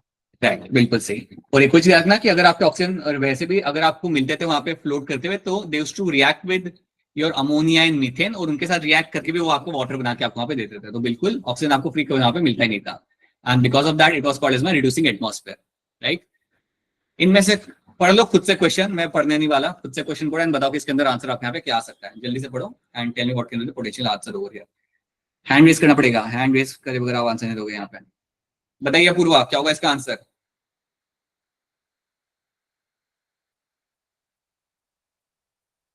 आवाज नहीं जा रही। नम्रता आप बताइए क्या होगा इसका आंसर, बोलिए। Option B. नम्रता वापस बोलिए जोर से। Option D. अच्छा ठीक है। जानवी क्या लग रहा है आपको? Option D. Right, so glutamic acid is not one of the amino acid जो आपका मिला था मिलर्स एक्सपेरिमेंट के अंदर। ये 3 आपको मिल गए थे, alanine, glycine and aspartic acid, but ये आपको नहीं मिला था। So that is why again ये भी आपको यहाँ पे ऐड रखना है। ठीक है, ये बात आपने यहाँ पे ऐड रख ली। लेकिन आप ये बात भी समझो कि अभी तक हमारा सेल नहीं बना है, हमारा प्रिमिटिव सेल नहीं बना है, हमने मोनोमर बना लिए, बट अभी हमारा सेल कैसे बनेगा इसको हम यहाँ पे शॉर्ट में समझते हैं, बिकॉज ये आपको डिटेल में समझना नहीं है, बिकॉज इस लेवल पे आपसे नहीं सीखोगे ज्यादा, बट नीट के कॉन्टेक्स्ट में जो इंपॉर्टेंट है मैं आपको यहाँ पे बताऊंगा. So let's have a look over here. So I hope यहाँ तक सबको कहानी क्लियर है. We are done with the Stanley Miller experiment. हमने थ्योरी ऑफ केमिकल इवोल्यूशन भी हमने यहाँ पे देख लिया. सो जब भी आपके सामने थ्योरी ऑफ केमिकल इवोल्यूशन आएगा तो आपके सामने दो नाम आएंगे, ओपरेन एंड हाल्डेन. इन्होंने दिया था आपका theory of chemical evolution, right. इनका एक कहना था कि इनसे आपके पहले मोनोमर बने थे और उसी मोनोमर में से फिर आपकी लाइफ बनी होगी, इनका ये मानना था. Okay, now let's try to understand few more things in this. कुछ और चीजें हम यहाँ पे समझते हैं. हाँ जी मोनिका बताइए क्या सवाल है आपका. Sir Monika just wait a minute ना, let's ask your question after 8:15, ठीक है, because I have like few minutes right now, उसका पूछना. ओके या सो एक काम करते हैं इससे यहाँ पे, पहले आप ये समझो कि जब आपकी यहाँ पे when you have let's say you have form the simple monomers, ठीक है, आपके यहाँ पे सिंपल मोनोमर आपने बना लिए. सो you have form the simple monomers आपने यहाँ पे बना लिया. सिंपल मोनोमर मतलब आप समझो यहाँ पे I am talking about my like amino acid हो गया, या आपका हो गया something like your simple sugar like your glucose, ठीक है. तो आपके एक साइंटिस्ट थे जिनका नाम था सिडनी फॉक्स. काफी सिंपल नाम है, याद रह जाएगा. Sydney fox. सिडनी सिटी है आपकी एक. कोई जानते हैं सिडनी कहाँ पे आया? सर एक्टर को जानता हूँ. फॉक्स जानते हो, सिडनी जानते हैं? अरे बाबा क्रिकेट देखने वाले लोग, सिडनी ऑस्ट्रेलिया में आया. क्या क्रिकेट देखते हो तुम लोग, right, but that is not spelling of Sydney, right, but इनका ये नाम था. सो Sydney Fox is a scientist. उन्होंने पता क्या बोला? उन्होंने बोला कि जब आप सिंपल मोनोमर्स को आप हीट करते हो, when the simple monomer undergo some kind of heating process, जब आप इनको हीट करते हो, मैं इनको इनके काम को शॉर्ट में बता रहा हूँ. when you heat this simple monomer, they polymerize. जब आप इनको हीट करते हो, they show the polymerization. They show the polymerization. और जब मैं कह रहा हूं कि they show the polymerization, that means what? कि मेरा सिंपल अमाइनो एसिड अगर को मैं पॉलीमराइज करूंगा, पॉलीमराइज मतलब जुड़ना, पॉलीमराइज होना मतलब जुड़ना. तो अगर मेरा यहाँ पे एक सिंगल अमाइनो एसिड है तो हीट समझो, अगर मैं यहाँ पे सिंगल 2-4 अमाइनो एसिड मेरे यहाँ पे अकेले अकेले घूम रहे थे, जैसे मैंने हीट को प्रोवाइड किया, so what will happen? They will polymerize. They will polymerize and polymerize करके वो आपको बना के देंगे आपके यहाँ पे protein. So they will polymerize and they will give you a formation of a protein. Will give you the protein. ये चीज उन्होंने यहाँ पे बोली थी. ये चीज उन्होंने बोली कि जब आप अपने सिंपल मोनोमर्स को आप हीट करते हो ना, एक सर्टेन कंडीशंस के अंदर जब आप उन्हें यहाँ पे हीट करते हो, सो वो करते हैं आपका पॉलीमराइजेशन और अमाइनो एसिड आपको बना के देंगे आपके प्रोटीन. उसी तरीके से जो आपके जो फैट्स होंगे या फैटी एसिड होगा वो आपको लिपिड बना के देगा. उसी तरीके से आपका जो फैटी एसिड आपके यहाँ पे होगा, that fatty acid will give you the lipid formation. So basically आपको यहाँ पे हो क्या रहा है? बेसिकली आपको यहाँ पे हो ये रहा है दैट आपके सिंपल मोनोमर में से आप पॉलीमराइजेशन करके आप बना रहे हो आपके कॉम्प्लेक्स मोनोमर, राइट, या सिंपल मॉलिक्यूल्स में से, सिंपल ऑर्गेनिक मॉलिक्यूल में से आप बना रहे हैं मेरे यहाँ पे complex organic molecules. I am making this complex organic molecules are being formed. Complex organic molecules are being formed over here. ये बात आपकी बोली थी आपके यहाँ पे सिडनी फॉक्स ने कि आप अगर सिंपल मोनोमर्स को अगर आप हीट करते हो, देन दे विल पॉलीमराइज, वो सब इकट्ठा होंगे और जुड़ जाएंगे, and that can lead to formation of my complex organic molecules like your protein and lipids. आपके इस तरीके से आपके यहाँ पे बन सकते हैं. क्या ये बात आपको यहाँ पे समझ आ रही है? इन्होंने यहाँ पे क्या बोला? Is this clear to all of you? Yes sir. ये बात याद रखना कि ये चीज उन्होंने बोली कि ये आपका बन सकता है. अब आप ये बात को समझो, हमने सिंपल मोनोमर को जोड़ के हमारा यहाँ पे कॉम्प्लेक्स मॉलिक्यूल्स बनाए. अब हमें क्या करना है? ये सारे कॉम्प्लेक्स मॉलिक्यूल साथ में आने चाहिए और एक सेल हमें बना के दे, विच इज वेरी पॉसिबल. देखो हम अभी तक हमारे पास प्रोटीन नहीं था, अभी तक हमारे पास लिपिड नहीं था, अभी हमारे पास सब मिलेगा. हमारे पास प्रोटीन होगा, लिपिड होगा, न्यूक्लिक एसिड बनेगा, इस तरीके से, राइट. और जब ये सब मॉलिक्यूल्स बन जाएंगे, आप इमेजिन करो कि जब अगर ये सब लोग साथ में आके जुड़ जाते हैं, that is nothing but a cell. अगर ये लोग सब साथ में आते हैं और इनको एक आउटर कवरिंग मिल जाती है, देन वी कैन से वो एक हमारा primitive cell बन सकता है. That is how I can find my primitive cell can be formed. तो आप समझो यहाँ पे हम क्या कर रहे हैं, हम यहाँ पे ये प्रूव करने की कोशिश कर रहे हैं कि आपका सेल कैसे बना होगा। पहले तो वहां हमने ये बनाया कि आपके मॉलिक्यूल्स बन गए, ये सारे मॉलिक्यूल्स आपके यहाँ पे इस तरीके से आपके बनेंगे। अब क्या होगा, they will aggregate, organic molecules will aggregate. So what will happen, आपके जो ऑर्गेनिक मॉलिक्यूल्स हैं, सो organic molecules will aggregate.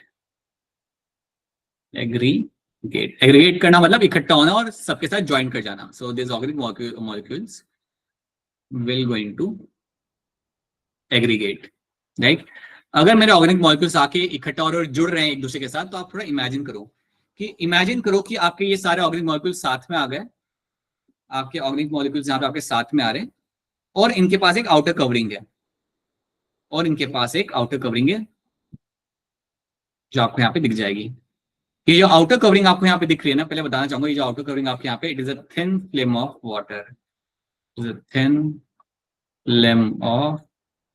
Water, so water आपके यहाँ पे एक आउटर कवरिंग यहाँ पे बना रहे हैं, एक थिन फिल्म है वाटर की, जिसने एक आउटर कवरिंग यहाँ पे बना के रखी हुई है, और अंदर आपको मिल जाते हैं ऑर्गेनिक मॉलिक्यूल्स। समझो ये मेरे यहाँ पे लिपिड्स, समझो this are my lipids, right. Then you have something like a proteins, imagine these are my proteins over here. उसी तरीके से you also have some nucleic acid, आपको कुछ आपके न्यूक्लिक एसिड भी आपके यहाँ पे बन के आपके रेडी हो चुके हैं। So you also have some nucleic acid over here. Yeah, some nucleic acid. अब एक बात बताओ, थोड़ा सोच के बताना, आपका सबसे पहले जो आपका जेनेटिक मटेरियल था वो क्या था, आरएनए था या डीएनए था? RNA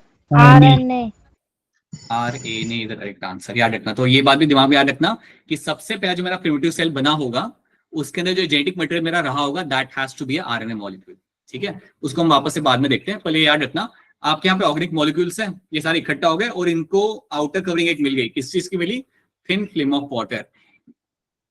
ये जो स्ट्रक्चर मैं आपके सामने बना के दिखा रहा हूँ ना, ये स्ट्रक्चर कई सारे एक्सपेरिमेंट के बाद लैब के अंदर भी बनते हुए मिला था, and this is called as my coacervates.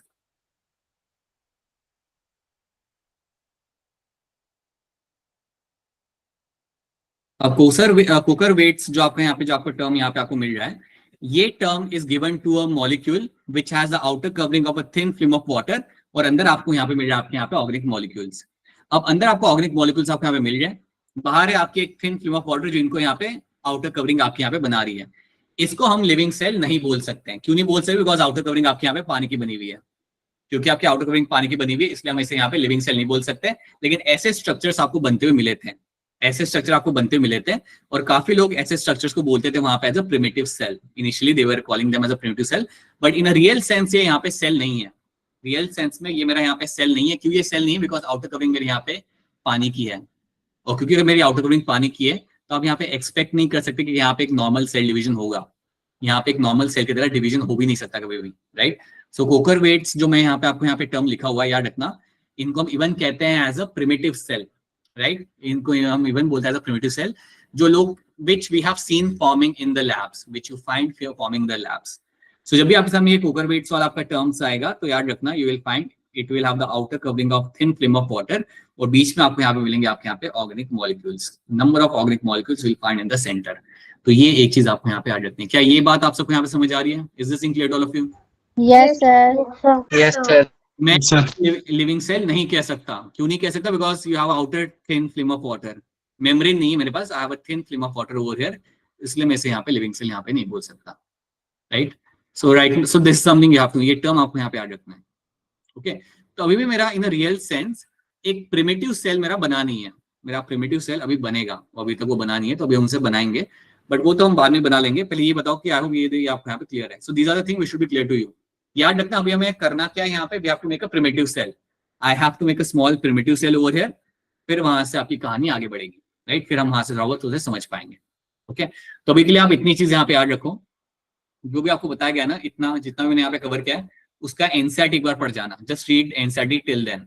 अब एनसीईआरटी में ये सारे टर्म्स यूज नहीं करे हुए, ये सारे टर्म्स एनसीईआरटी के अंदर यूज नहीं करे हुए, बट आपको ये मालूम होना चाहिए। और ये चीज भी दिमाग में याद रखना, that my first genetic material is always going to be RNA. याद रखना, your first genetic material is always going to be a RNA, ये हमेशा आपका यहाँ पे RNA रहेगा। ठीक है, ये बात दिमाग में बिठा लो, ये बात आई थिंक आपको पहले भी पता ही गई थी, so that should be clear to you, right. तो अभी हम लोग जब वापस कल मिलेंगे ना, अभी आपको रुकना है, जाना नहीं है, बट जब आप वापस से कल मुझे मिलोगे, सो हम यहाँ से कहानी को आगे बढ़ाएंगे और हम एक प्रिमिटिव सेल बनाएंगे।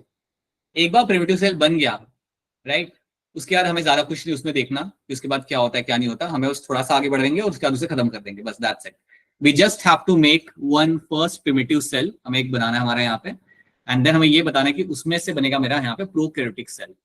आप ये बात समझ सकते हो कि जो पहले लिविंग ऑर्गेनिज्म जो आपके यहाँ पे आए होंगे, they must be prokaryotes by default, सबसे सिंपल वही होते हैं।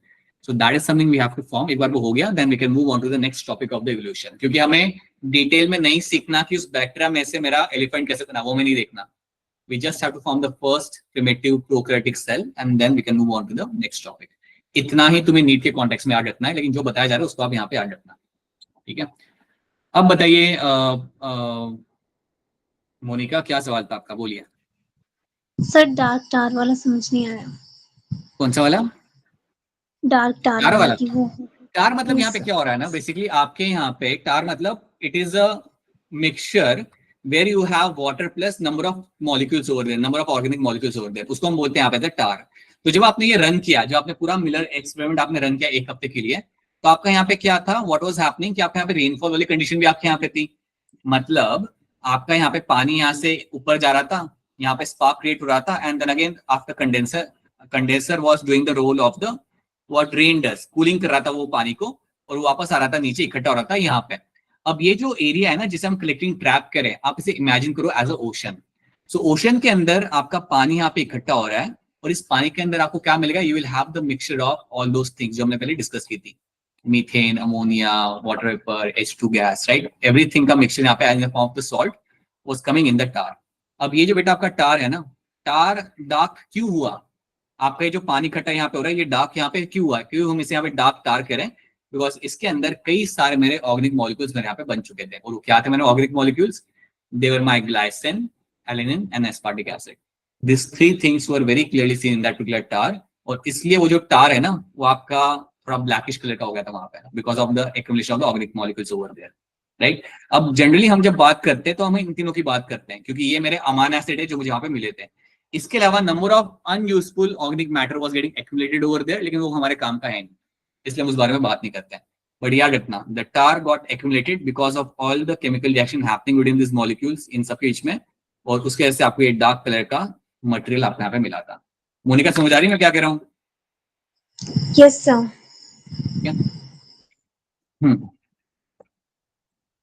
That is something we have done, ये चीज हमने यहाँ पे किया। एंड एक और क्वेश्चन यहाँ पे था, बट ये हम बाद में करेंगे। वैसे ये भी आप पता है कर सकते हो, अगर थोड़ा आप दिमाग दौड़ाओगे ना, एक दिमाग दौड़ा के ट्राई करो, like pay attention to the question and try to tell me what can be the what can be the right sequence over. अगर नहीं हो रहा तो भी कोई बात नहीं, मैं आपको ये करके बताऊंगा कल वापस। प्रोटोबायंट मतलब प्रिमिटिव सेल, प्रोटोबायंट मतलब मेरा sir option E. Hand raise नहीं किया बेटा आपने, आपको मिलेंगे -25। गिरिजा क्या लग रहा है आपको? Sir option D. गिरिजा आपको यहाँ पे ऑप्शन डी लग रहा है। देन सिद्रा आपको क्या लग रहा है? सर समझा दीजिए। समझाएंगे कल, समझाएंगे ना, क्योंकि इसमें कुछ चीजें मुझे बतानी बाकी है। तो आपने हैंड क्यों रेस किया था? समझाने के लिए। अच्छा, शिवा आपको क्या लग रहा है? सर मुझे ए लग रहा है। लग रहा है आप शिवा कह रहे हो कि पहले आया आप कह रहे हो कि पहले प्रिमिटिव सेल बना, उसके बाद आप कह रहे हो कि पहले सिंगल मोनोमर आपके यहाँ बना, आप ऐसा कह रहे हो। जानवी आपको क्या लग रहा है? Option D. अब सुनो मेरी बात, आराम से इस बात को समझो। आपका यहाँ पे लिखा हुआ है formation of primitive cell, provide मतलब प्रिमिटिव सेल। सेकंड आपका यहाँ पे सिंथेसिस ऑफ ऑर्गेनिक मोनोमर। अब आप सोचो Shiva and all of you, सबसे पहले तो आपका मोनोमर ही बना होगा ना, सबसे पहले तो आपके मोनोमर ही तो हमने बनाए थे। सबसे पहले हमने क्या बनाया था? अमाइनो एसिड बनाया था हमने हमारा बनाया था शुगर मॉलिक्यूल हमने बनाया था, सिंपल वाला। तो ये बनेगा सबसे पहले, this will be the first one over here. तो आपको यहाँ से ही आपको हिंट मिल जाना चाहिए कि सबसे पहले मेरा आएगा यहाँ पे 2। अब एक बात बताओ शिवा, मोनोमर में से तो हम बनाएंगे हमारा यहाँ पे पॉलीमर। Yes sir. राइट, सो मोनोमर हम पहले बनाएंगे, फिर उसी से पॉलीमर बनाएंगे। पहले मैं बनाऊंगा मैंने यहाँ पे अमाइनो एसिड, और उनको यूज करके मैं बनाऊंगा मेरे यहाँ पे प्रोटीन। तो पहले ये आएगा, फिर आएगा मेरे यहाँ पे सेकंड ये, राइट। उसके बाद आपका बनेगा आपका यहाँ पे, then understand what will be happening over here. Right now, let's try to understand this thing. So many of you have gone for this option D over here. अब एक बात बताओ मुझे यहाँ पे, अगर मैं कह रहा हूँ you have a primitive cell, primitive cell में genetic material क्या होगा, RNA या DNA? RNA RNA. Primitive cell में हमेशा जेनेटिक मटेरियल जो आपका यहाँ पे होगा that is always going to be a RNA, वो हमेशा आपका यहाँ पे आरएनए ही होगा, राइट। अगर मेरा प्रिमिटिव सेल में अगर जेनेटिक मटेरियल मेरे यहाँ पे आरएनए है तो सिंपल सी बात है 2 and 3 के बाद जो अगली चीज मुझे यहाँ पे आएगी that will be my statement 1। समझो इस बात को, 2, 3 and then statement 1 because formation of probiotic cell and then you have formation of DNA based genetic material जो आपका लास्ट में आएगा। आई होप ये बात समझ आ रही है Girija and Janvi, I hope it's clear to you. ये पहले आपका बनेगा आपका primitive cell which will have the RNA molecules and then उसके बाद you will get to see there will be a formation of DNA based genetic system. तो इसलिए option C बनेगा यहाँ पे एज अ करेक्ट आंसर। समझ आ रहा है मेरी बात? गिरिजा बताइए क्या सवाल है आपका, आपका हैंड रेज्ड है। Okay, alright, no sir, no ठीक है। क्वेश्चन। आई होप ये, हाँ आई होप ये क्लियर है आप सबको यहाँ पे, this is something clear to all of you. और अगर समझ नहीं आ रहा तो कोई बात नहीं, will repeat this thing again. जब मैं पूरा आपको बनाऊंगा ना प्रोबायोटिक सेल, फिर आपको एक बार फिर ये बता दूंगा कि यहाँ पे क्या हुआ, तो लोड मत लो इस चीज का। Alright, now you have to tell me your doubts. अब आखिरी हमारे यहाँ पे जो 15 मिनट है यहाँ पे, will be using them for the doubts. बताइए now if people have any kind of doubts in terms of this या कोई और डाउट अगर आपके यहाँ पे रहता है then please share that with me. What just happened?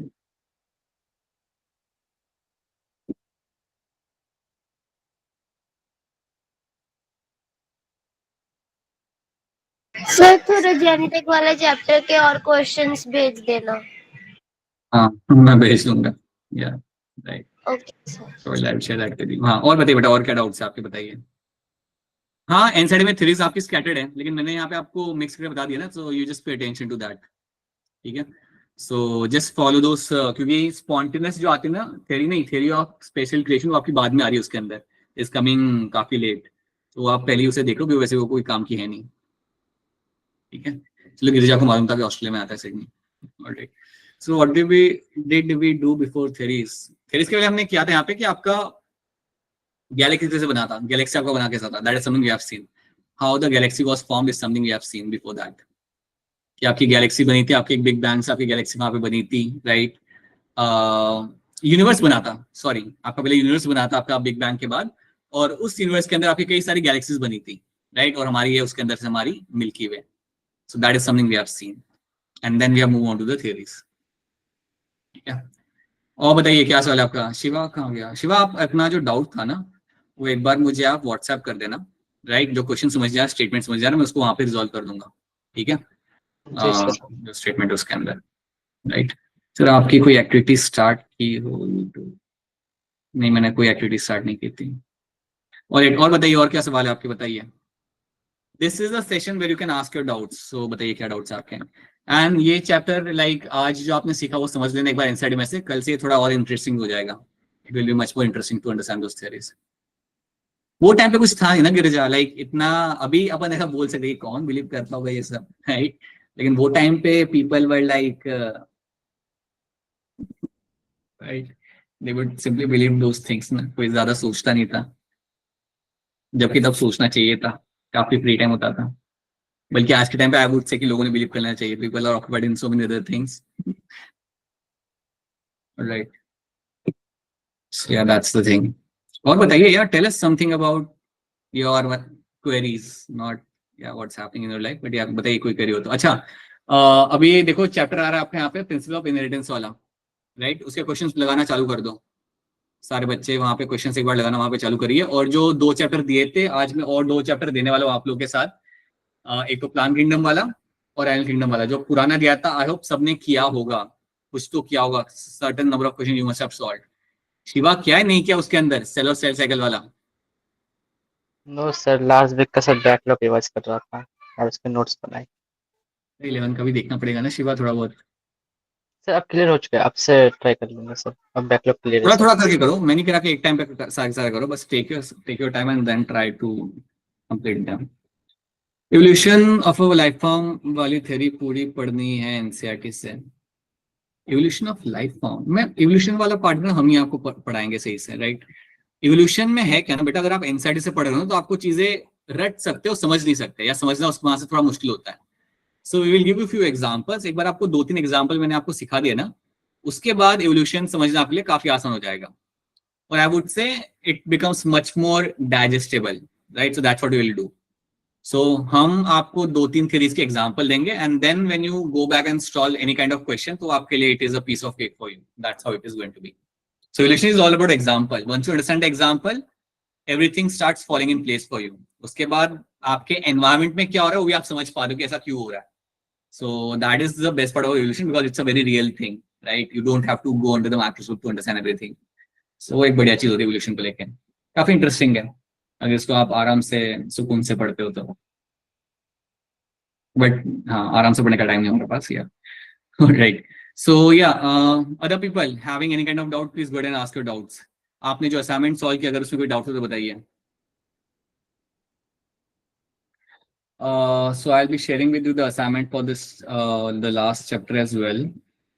And अच्छा, एक बात बताओ, प्रिंसिपल ऑफ इनहेरिटेंस के आपको और क्वेश्चन चाहिए? जो हमने क्वेश्चंस जो आपको देते उसमें से आप कर लोगे? यस सर एक्स्ट्रा चाहिए थे।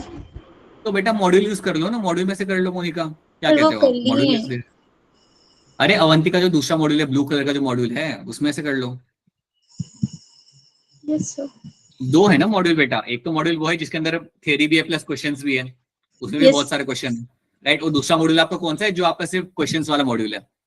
Can do that as well, but again जब आप वो करने बैठते हो तो आपको रियलाइज होगा कि कई सारे क्वेश्चन तो आप ऑलरेडी कर चुके हो, and there is nothing wrong in doing the same question वापस से, right. There is nothing wrong in that, you just do those questions and अपना टॉपिक पे ग्रिप बनाओ। मतलब मेरे दिमाग में बताओ ताकि मैं जब मैं लिखती हूँ ना आंसर ना, ऐसे असाइनमेंट वगैरह भी देती हूँ ना अपना, तो मैं जब आंसर लिख रही तो मेरे को दिमाग में पता मैंने मतलब सही आंसर है, लेकिन मैंने लिखते टाइम पता नहीं क्या कर रखा, तो फिर मैं दोबारा से जब आंसर की देखती हूँ मैं देखती हूँ गलत किया है, फिर मैं वापस हाँ। क्वेश्चन देखती हूँ कि कौन क्योंकि क्वेश्चन मैंने गलत आप किया। जैसे आप जल्दी जल्दी बोलते हो ना, वैसे आप जल्दी जल्दी आंसर भी सॉल्व कर देते हो in your head. That is why you have to slow yourself down, थोड़ा सा टाइम लो। लेकिन दिमाग में सही किया होता है, लिखा गलत होता है। ऐसे कैसे हो सकता है? फिर तो वो दिमाग से लिखने के टाइम के अंदर ऐसा क्या आपने कर दिया कि वो गलत आ गया उसमें? तो पता नहीं वही ना, उसको भी स्लो कर लो। ये just cross check after solving the question, just cross check in your head that what you are doing right now, and then cross check करने की मतलब मैं कर देती हूँ। आदत डालो।